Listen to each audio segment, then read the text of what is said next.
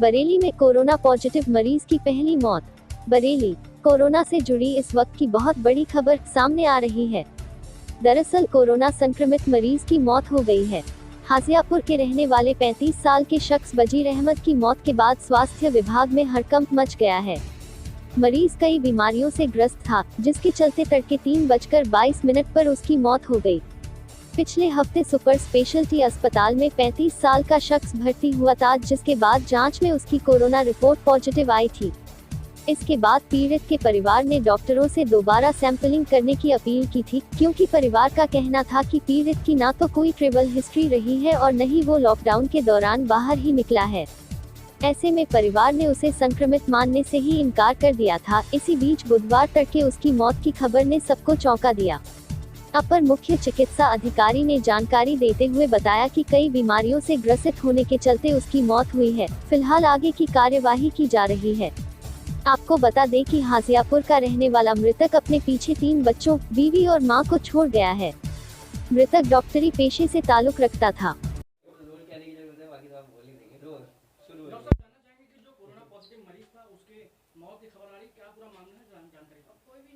हाँ, ये एक पेशेंट हमारे पास 25 तारीख को 300 बेडेड जो फ्लू कॉर्नर है उसमें आया था हाजियापुर से।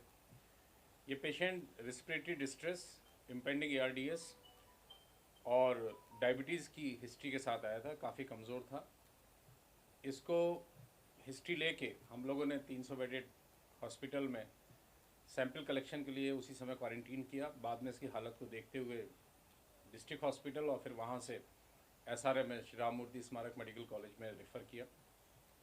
रात 25 तारीख 11:20 पर ये पेशेंट श्री राम मूर्ति स्मारक मेडिकल कॉलेज में एडमिट हुआ।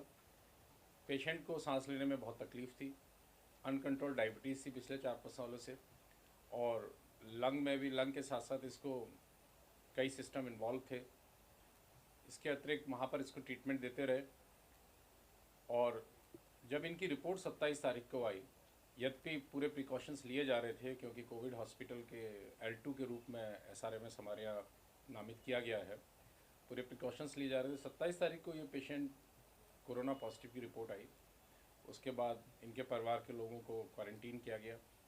इनकी वाइफ, इनके साड़ू और भी जो इनके संपर्क में लोग थे, बच्चे, माँ, चाचा, बहनें, यद्यपि इनके सारे कॉन्टैक्ट्स निगेटिव आए हैं, किंतु एहतियातन और रिपीट सैंपल के पॉइंट ऑफ व्यू से, क्योंकि पहला सैंपल बहुत जल्दी था, इनको मेडिकली क्वारंटीन किया गया हुआ है।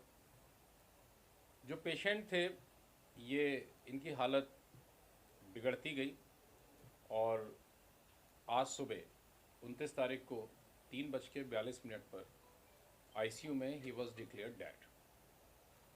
इनको जो कॉज ऑफ डेथ है वो सेप्टिसीमिया विद हाइपोटेंशन, और डॉक्टर्स की टीम ने जो इनको डायग्नोस किया है वो uncontrolled diabetes type 2 with hypertension with bilateral pneumonia with corona positive.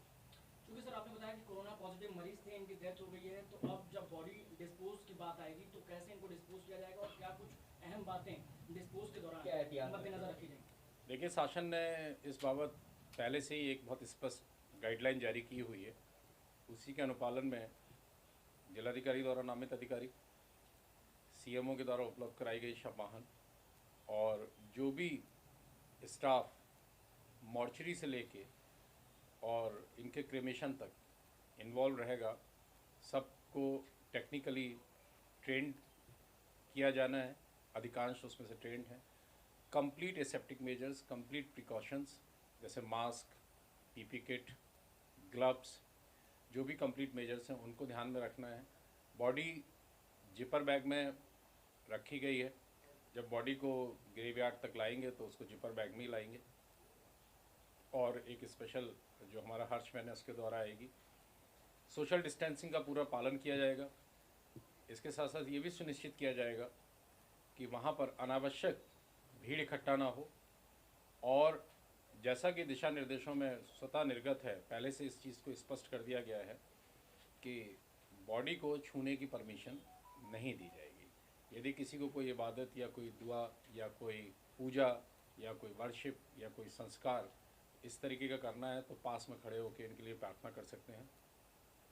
और उसी क्रम में मेडिकल स्टाफ की कंप्लीट देख रेख, ग्रेव यार्ड के स्टाफ को भी ट्रेन करने के लिए हमारी टीमें पहुंच रही हैं संबंधित जगह पर, उनको भी कि किस तरीके से कंप्लीट प्रिकॉशंस के साथ इनको अंतिम संस्कार किया जाए। डॉक्टर साहब, एक अहम जो बात है, क्योंकि जब पॉजिटिव पाया गया था इन मरीज को तो इनके परिवार के जरिए ये कहा गया कि दोबारा सैंपलिंग कराई जाए, क्योंकि वो ना तो इनकी कोई हिस्ट्री रही है, ट्रैवलिंग हिस्ट्री, और ना ही वो लॉकडाउन के दौरान बाहर ही निकले।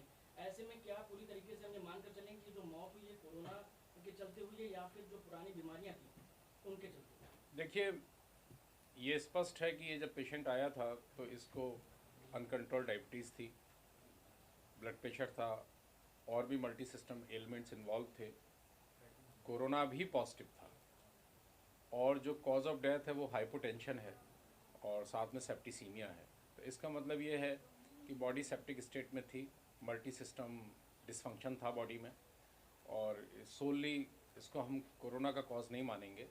हाँ, इतना हो जाता है कि जो लोग कंप्रोमाइज्ड होते हैं उनको पहले से प्रिवेलिंग डिजीज़ होती हैं, तो ऐसे लोगों को कोविड अटैक होने के चांसेस ज़्यादा होते हैं, तो चीज़ें एग्रावेट हो सकती हैं।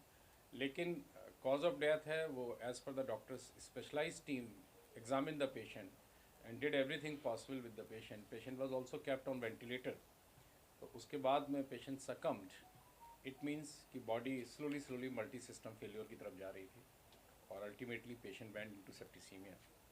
Because of septicemia shock developed and patient died.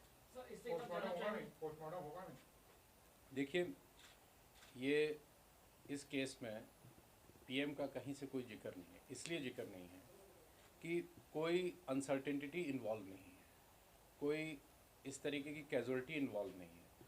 Patient volunteer patient था जो स्वतः अपनी मर्जी से 300 बेडेड हॉस्पिटल में आया था। उसने हिस्ट्री दी और उसकी डिजीज़ स्टेट को देखते हुए उसका सैंपल कलेक्ट किया गया, उसको फिर आईसीयू में रेफ़र किया गया।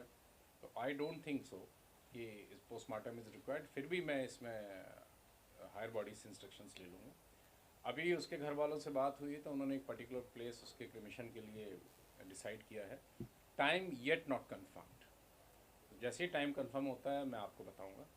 और हमारी हर्षबहन वहाँ जाएगी, पीपी किट में जाएगा हमारा स्टाफ, और जो भी लोग रहेंगे वहाँ सोशल डिस्टेंसिंग और पर्सनल प्रोटेक्शन का बहुत ख्याल रखा जाएगा। मेरी आप लोगों से भी अपील है कि आप भी स्वयं सेफ रहें, और इस बात का ज़रूर ध्यान रखें, अपने मीडिया कर्मियों को भी इस बात की जागरूकता ज़रूर दें कि यदि उसको इसके क्रिमेशन ग्राउंड में पहुँचता है तो वहाँ सोशल डिस्टेंसिंग और अपनी पर्सनल सिक्योरिटी का पूरा ख्याल रखें। सर, दूसरा मामला आंवला का है, तो उसका भी कोरोना पॉजिटिव आया। एनजी न्यूज़ से जुड़े रहने के लिए चैनल को सब्सक्राइब करें और बेल आइकन को दबाना ना भूलें।